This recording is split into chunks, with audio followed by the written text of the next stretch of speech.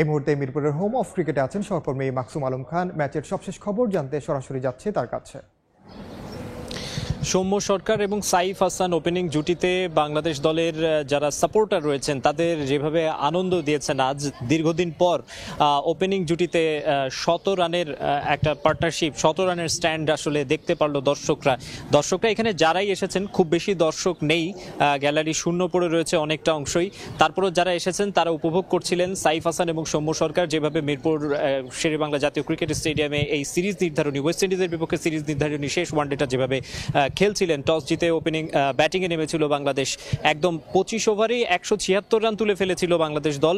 দুজনেই ছিলেন সেঞ্চুরির পথে, কিন্তু দুর্ভাগ্যজনকভাবে দুজনেই বড় শট খেলতে গিয়েই আসলে আউট হয়েছেন এবং সেঞ্চুরি মিস করেছেন। সাইফ হাসানের জন্য প্রথম সেঞ্চুরির সুযোগ ছিল, সৌম্য সরকারের জন্য চতুর্থ সেঞ্চুরির সুযোগ ছিল। তিনি দলের মধ্যে আসলে আসা যাওয়ার মধ্যে থাকেন জাতীয় দলে, তো তার জন্য এটা হয়তো বা আরও বেশি হতাশার, কারণ সাইফ হাসান যেহেতু ওয়ানডে দলে একেবারে নতুন, তার জন্য সামনে আরও সুযোগ রয়েছে। তিনি টি-20তেও ভালো করছিলেন, ওয়ানডেতেও আজকে ভালো একটা পারফরমেন্স উপহার দিলেন, তার জন্য সামনে আরও সুযোগ রয়েছে। কিন্তু সৌম্য সরকার জাতীয় দলে আসলে আসা যাওয়ার মধ্যে থাকেন, কখন তিনি আসবেন, কখন আবার কোনো একটা মানে পারফরমেন্সের জন্য আবার বাদ পড়ে যাবেন সেটা বলা কঠিন হয়ে যায় এই মুহূর্তে। আসলে তানজিদ তামিম কিংবা পারভেজ ইমন, লিটন দাস অনেকেই ওপেনিংয়ে তার জায়গাটায় পুশ করবেন, যার কারণে তার জন্য এই সেঞ্চুরিটা পাওয়া বেশ দরকার ছিল।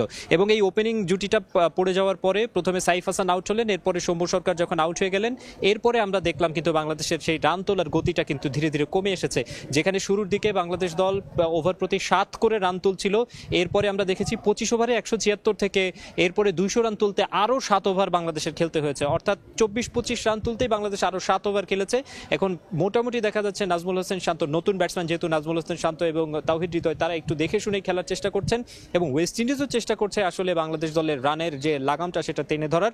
কেননা আমরা দেখেছি এই সিরিজের উইকেট শুরু থেকেই বেশ ট্রিকি ছিল প্রথম 2 ওয়ানডেতে, তবে আজকের উইকেটটা মোটামুটি বেটার মনে হচ্ছে। বাংলাদেশ দলের ব্যাটসম্যানরা শুরু থেকেই বেশ স্কোর করতে পারছিলেন, সেটার জন্য সৌম্য এবং সাইফকে যেমন প্রশংসা করতে হবে, উইকেট থেকেও তারা সুবিধা পাচ্ছেন বলে মনে হয়েছে। যদিও দুই দল একেবারে আনচেঞ্জড 11 নিয়ে খেলছে, অর্থাৎ সেই ওয়েস্ট ইন্ডিজেরও কিন্তু মানে স্পিনার ফ্রেন্ডলি, মাত্র একজন পেসার যাকে তারা গতদিন বল করায়নি, বাট আজকে সেই জাস্টিন গ্রেভস তিনি বোলিং করেছেন, খুব একটা সাফল্য তিনি পাচ্ছেন না। বাংলাদেশ দলে যেহেতু একজন পেসার রয়েছেন এবং বাকিরা স্পিনার, বাংলাদেশের বোলিংয়েও আসলে চ্যালেঞ্জটা অপেক্ষা করবে উইকেট দেখে, তাই আমাদের মনে হচ্ছে এখন শেষ পর্যন্ত এই স্কোরটাকে তারা কোথায় নিয়ে দাঁড় করায় বাংলাদেশ দলের ব্যাটসম্যানরা, সেটাই দেখার অপেক্ষা। এই ছিল মিরপুর শেরেবাংলা জাতীয় ক্রিকেট স্টেডিয়াম থেকে আমার কাছে সবশেষ খবর। সরাসরি যুক্ত ছিলাম মিরপুরে।